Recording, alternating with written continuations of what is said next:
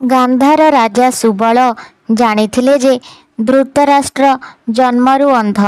ତଥାପି ମଧ୍ୟ ସେ ନିଜର ସମ୍ମତି ଦେଇଥିଲେ, କାରଣ ଧୃତରାଷ୍ଟ୍ର ହେଉଛନ୍ତି ଭରତ ବଂଶର ଉତ୍ତରାଧିକାରୀ। ସେପରି ବଂଶରେ ଝିଅର ବିବାହ ଦେବା ତ ଅତି ଭାଗ୍ୟର କଥା।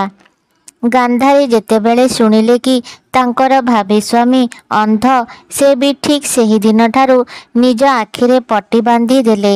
ସେ ଭାବିଲେ ଜଣେ ପତ୍ନୀ ପାଇଁ ତା ପତି ହିଁ ସବୁକିଛି। ତାଙ୍କର ଏପରି ବ୍ୟବହାର ଯୋଗୁଁ ସମସ୍ତେ ଖୁସି ହେଲେ ଓ ତାଙ୍କୁ ଖୁବ୍ ପ୍ରଶଂସା ବି କଲେ। ତାଙ୍କ ବଡ଼ ଭାଇ ଶକୁନି ତାଙ୍କୁ ହସ୍ତିନାପୁର ନେଇଯାଇ ବିବାହ ଦେଲେ। ଭୀଷ୍ମଙ୍କଠାରୁ ଯଥେଷ୍ଟ ଉପହାର ପାଇ ଶକୁନି ନିଜ ଦେଶକୁ ଫେରିଗଲେ। ଏବେ ପାଣ୍ଡୁଙ୍କର ବିବାହ ସମସ୍ୟା ଦେଖାଦେଲା। ଭୀଷ୍ମ ଯାଦବ କନ୍ୟା କୁନ୍ତୀଙ୍କ ବିଷୟରେ ଖବର ରଖିଥିଲେ। ସେ ବଡ଼ ଧର୍ମପରାୟଣା ଥିଲେ। ସୁର ଯାଦବ ବଂଶର ବିଖ୍ୟାତ ରାଜା ଥିଲେ। ତାଙ୍କ ପୁତ୍ର ବାସୁଦେବ ଓ କନ୍ୟା ପୃଥା ଥିଲେ। ରାଜା ସୁରଙ୍କର ପିଉସୀ ପୁଅ ଭାଇ କୁନ୍ତୀଭୋଜ ଥିଲେ। ସେ ସନ୍ତାନହୀନ ଥିଲେ। ତେଣୁ ସୁରଙ୍କ ଝିଅ ପୃଥାକୁ ଜନ୍ମ ସମୟରୁ ସେ ଝିଅ କରି ନେଇ ପାଳିଥିଲେ। ତାଙ୍କ ନାମ ଅନୁସାରେ ପୃଥାଙ୍କର ନାମ କୁନ୍ତୀ ହେଲା। କୁନ୍ତୀ ବଡ଼ ଧାର୍ମିକା ଥିଲେ। ପିତାଙ୍କର ଯେତେ ମୁନି ଋଷି ସବୁ ଅତିଥି ହୁଅନ୍ତି, ସେମାନଙ୍କର ସେବା ସତ୍କାର ସେ ହିଁ ନିଷ୍ଠାର ସହିତ କରୁଥିଲେ। ଥରେ ସେଠାକୁ ମହାମୁନି ଦୁର୍ବାସା ଆସିଲେ। ପୃଥାଙ୍କର ସେବାରେ ସେ ଅତ୍ୟନ୍ତ ସନ୍ତୁଷ୍ଟ ହୋଇ କହିଲେ, ଝିଅ, ତୋ ସେବାରେ ମୁଁ ଅତ୍ୟନ୍ତ ଆପ୍ୟାୟିତ। ତୋତେ ମୁଁ ଗୋଟିଏ ମନ୍ତ୍ର ଶିଖେଇ ଦେଉଛି। ମନ୍ତ୍ରଟି ପଢ଼ି ଯେଉଁ ଦେବତାଙ୍କୁ ତୁ ଧ୍ୟାନ କରିବୁ, ସେ ପ୍ରକଟ ହୋଇ ତୋତେ ଗୋଟିଏ ପୁତ୍ର ରତ୍ନ ଦେବେ। ଦିନେ କୁନ୍ତୀ ଭାବିଲେ କି ଏହି ମନ୍ତ୍ରର ସତ୍ୟତା କେତେଦୂର ସେ ଟିକେ ଦେଖିବେ। ସେ ମନ୍ତ୍ରଟି ପଢ଼ି ସୂର୍ଯ୍ୟ ଦେବତାଙ୍କୁ ଧ୍ୟାନ କଲେ। ତତ୍କ୍ଷଣାତ୍ ସୂର୍ଯ୍ୟ ପ୍ରକଟ ହୋଇ ତାଙ୍କୁ ଏକ ପୁତ୍ର ପ୍ରଦାନ କଲେ। କବଚ କୁଣ୍ଡଳ ସହିତ ସୁନ୍ଦର ପୁଅଟିଏ ଜନ୍ମ ହେଲା। ମାତ୍ର ବିଚାରୀ କୁନ୍ତୀ ଏଣେ ମହା ସମସ୍ୟାରେ ପଡ଼ିଲେ। ଅବିବାହିତା ଝିଅ ମା ହେବାରୁ ବଦନାମ ହେବ। ତେଣୁ ସେହି ପିଲାକୁ ସେ ଏକ ପେଟିରେ ପୂରାଇ ଭସାଇ ଦେଲେ। ସେହି ପେଟି ଏକ ନିଃସନ୍ତାନ ସାରଥୀକୁ ମିଳିଲା। ସେ ଅତି ଆନନ୍ଦିତ ହୋଇ ସେହି ପିଲାଟିକୁ ଭଗବାନଙ୍କ ଦାନ ବୋଲି ଭାବି ତାର ସ୍ତ୍ରୀ ରାଧାଙ୍କୁ ନେଇ ଦେଲା। ସ୍ୱାମୀ ସ୍ତ୍ରୀ ଦୁହେଁ ସେହି ପିଲାଟିକୁ ଅତି ଯତ୍ନରେ ଓ ସ୍ନେହରେ ପାଳନ ପୋଷଣ କଲେ। ସେହି ପିଲାଟି ହିଁ ଭବିଷ୍ୟତରେ କର୍ଣ୍ଣ ହେଲେ। ଏହି ଘଟଣା ପରେ କୁନ୍ତୀଭୋଜ ତାଙ୍କ ଝିଅ ପାଇଁ ସ୍ୱୟଂବର ହେବ ବୋଲି ଘୋଷଣା କଲେ। ପାଣ୍ଡୁ ମଧ୍ୟ ସେହି ସ୍ୱୟଂବରରେ ଉପସ୍ଥିତ ଥିଲେ। କୁରୁ ବଂଶରେ ଜନ୍ମିଥିବା ସୁନ୍ଦର ରାଜକୁମାର ପାଣ୍ଡୁଙ୍କୁ ହିଁ ସେ ବରଣ କଲେ। କୁନ୍ତୀଭୋଜ ତାଙ୍କ ଝିଅର ବିବାହ ମହାସମାରୋହରେ ସମ୍ପନ୍ନ କଲେ। ଅନେକ ସମ୍ପତ୍ତି, ହାତୀ ଘୋଡ଼ା, ଦାସ ଦାସୀ ଯୌତୁକ ଦେଇ ସେମାନଙ୍କୁ ସେ ହସ୍ତିନାପୁର ପଠାଇ ଦେଲେ। ସେଠାରେ ଏ ନବଦମ୍ପତି ଅତି ଆନନ୍ଦରେ ସମୟ ବିତାଇଲେ। କିଛିଦିନ ପରେ କୌଣସି ଏକ ପରିସ୍ଥିତିରେ ପାଣ୍ଡୁଙ୍କର ମହାରାଜ ଶଲ୍ୟଙ୍କ ସହିତ ଯୁଦ୍ଧ ହେଲା। ପାଣ୍ଡୁ ଲକ୍ଷ୍ୟ କଲେ ଶଲ୍ୟଙ୍କ ସାରଥୀର ବଡ଼ ସୁନ୍ଦର ଚେହେରା। ଯୁବକଟି ଦେଖିବାକୁ ବଡ଼ ସୁକୁମାର। ସେହି ଯୁଦ୍ଧରେ କେହି ବି ହାରିଲେ ନାହିଁ। ଶେଷକୁ ଯୁଦ୍ଧ ବନ୍ଦ କରି ସେ ଦୁହିଁଙ୍କ ଭିତରେ ସନ୍ଧି ହେଲା। ସନ୍ଧିର ସର୍ତ୍ତ ଅନୁସାରେ ସେ ଦୁହେଁ ପରସ୍ପରକୁ କିଛି ଉପହାର ସ୍ୱରୂପ ମାଗିଲେ। ପାଣ୍ଡୁ ଶଲ୍ୟଙ୍କ ସାରଥୀଙ୍କୁ ହିଁ ମାଗିଲେ।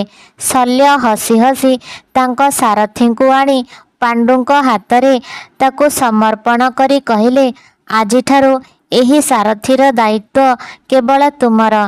ସେ ତୁମ ଜୀବନର ରଥକୁ ଯେପରି ଠିକ୍ ଭାବରେ ଚଳାଇବ, ତାହା ହିଁ ଆଶା ରଖି ତୁମ ହାତରେ ମୁଁ ତାକୁ ସମର୍ପଣ କରୁଛି। ପାଣ୍ଡୁ ଏଥିରୁ କିଛି ବୁଝିପାରିଲେ ନାହିଁ, କାରଣ ସାରଥୀକୁ ଏତେ ନାଟକୀୟ ଭଙ୍ଗୀରେ ସମର୍ପଣ କରିବାର କ'ଣ ବା ଆବଶ୍ୟକତା। ଶଲ୍ୟ ପାଣ୍ଡୁଙ୍କୁ ଅଧିକ ବିସ୍ମୟାଭିଭୂତ କରି କହିଲେ, ମହାରାଜ ପାଣ୍ଡୁ, ଏହି ସାରଥୀଟି ହେଉଛି ମୋର ଭଉଣୀ ମାଦ୍ରୀ। ତୁମେ ତାକୁ ନିଜେ ଚାହିଁଲ ଓ ନେଲ, ତେଣୁ ମୋର ତା ପାଇଁ ଥିବା ଦାୟିତ୍ୱରୁ ମୁଁ ଏବେ ସମ୍ପୂର୍ଣ୍ଣ ମୁକ୍ତ। ତାଙ୍କ କଥା ଶୁଣି ପାଣ୍ଡୁ ଭୀଷଣ ଲଜ୍ଜିତ ହେଲେ, କିନ୍ତୁ ଆନନ୍ଦିତ ହୋଇ ସେ ମାଦ୍ରୀଙ୍କର ପାଣି ଗ୍ରହଣ କଲେ। ଦୁଇ ସ୍ତ୍ରୀଙ୍କ ସହିତ ପାଣ୍ଡୁ ବଡ଼ ଆନନ୍ଦରେ ଥାନ୍ତି। କୁନ୍ତୀ ଓ ମାଦ୍ରୀ ମଧ୍ୟ ଦୁଇ ଭଉଣୀ ପରି ପରସ୍ପରକୁ ଭଲ ପାଇ ରହିଥାନ୍ତି। ଏମିତି କିଛି ଦିନ ବିତିଗଲା। ପାଣ୍ଡୁଙ୍କର ଥରେ ଦିଗ୍ବିଜୟ କରିବାକୁ ଭାରି ଇଚ୍ଛା ହେଲା। ସେ ଭୀଷ୍ମଙ୍କର, ମାତାମାନଙ୍କର ଓ ପୁରୋହିତ ଆଦି ଗୁରୁଜନଙ୍କର ଆଶୀର୍ବାଦ ନେଇ ଦିଗ୍ବିଜୟ କରିବାକୁ ଗଲେ। ଅନେକ ରାଜ୍ୟ ଜୟ କରି ସେ ବହୁ ଧନରତ୍ନ ଧରି ପୁଣି ହସ୍ତିନାପୁରକୁ ଲେଉଟି ଆଣିଲେ। ସମସ୍ତେ ତାଙ୍କର ବହୁତ ପ୍ରଶଂସା କଲେ। ଅପାର ଧନ ଲାଭ କରି ଧୃତରାଷ୍ଟ୍ର ଯଜ୍ଞ କଲେ। ଦରିଦ୍ରଙ୍କୁ ମଧ୍ୟ ସେ କିଛି ବାଣ୍ଟିଲେ। କିଛି ଦିନ ପରେ ପାଣ୍ଡୁ ବନବିହାର କରିବାକୁ ଗଲେ। ତାଙ୍କର ଆବଶ୍ୟକ ହେଉଥିବା ସମସ୍ତ ସାମଗ୍ରୀ ଧୃତରାଷ୍ଟ୍ର ହସ୍ତିନାପୁରରୁ ପଠାଉଥାନ୍ତି। ତାପରେ ଭୀଷ୍ମ ବିଦୁରଙ୍କର ବିବାହ ଜଣେ ରାଜକୁମାରୀ ସହିତ କରାଇଲେ। ଦିନେ ବ୍ୟାସ ଧୃତରାଷ୍ଟ୍ରଙ୍କ ଘରକୁ ଆସିଥାନ୍ତି। ଗାନ୍ଧାରୀ ଅତିଥି ସତ୍କାର କଲେ। ବ୍ୟାସ ଖୁବ୍ ଖୁସି ହୋଇ କହିଲେ, କୁହ, ତୁମର କ'ଣ ଦରକାର? ଗାନ୍ଧାରୀ କହିଲେ, ମୋତେ ଏପରି ବର ଦେବେ ଯାହାଦ୍ୱାରା ମୋର 100 ବଳଶାଳୀ ପୁତ୍ର ହେବେ। ବ୍ୟାସ ବର ଦେଇ ଚାଲିଗଲେ। ଏଣେ ଗାନ୍ଧାରୀ ଗର୍ଭବତୀ ହେଲେ, କିନ୍ତୁ 2 ବର୍ଷ ପର୍ଯ୍ୟନ୍ତ ତାଙ୍କର କୌଣସି ପିଲା ଜନ୍ମ ହେଲା ନାହିଁ।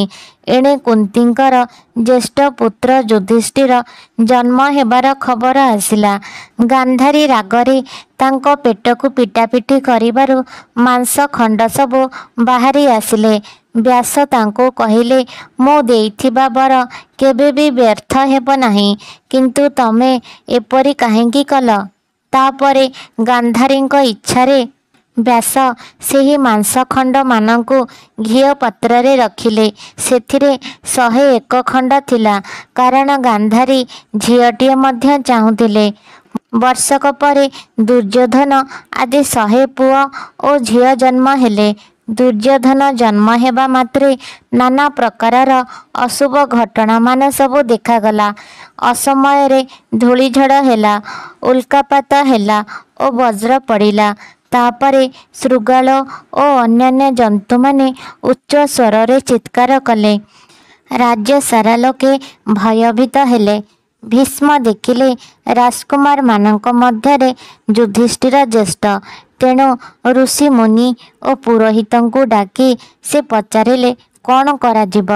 ସେମାନେ କହିଲେ, ଏହି ପୁତ୍ର ରାଜ୍ୟ ଓ ବଂଶର ଅମଙ୍ଗଳ କରିବ। କେବଳ ତାହାରି ଯୋଗୁଁ ହିଁ ବଂଶନାଶ ହେବ।